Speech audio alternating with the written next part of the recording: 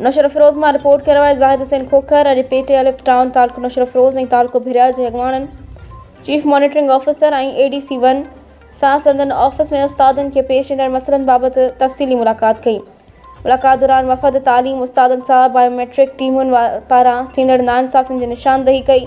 Chief monitoring officer ॻाल्हाईंदे चयो त हीअ हर इदारे में सुठनि सां गॾु कुझु बुरा बि हूंदा आहिनि, जेकर को मॉनिटरिंग असिस्टेंट बिला जवाज़ कंहिं उस्ताद खे तंग करे रहियो आहे त मुतासिर उस्ताद सबूतनि सां गॾु संदसि ऑफिस सां राब्तो कनि जीअं फौरी कार्रवाई करे इंसाफ़ मुहैया करे सघिजे।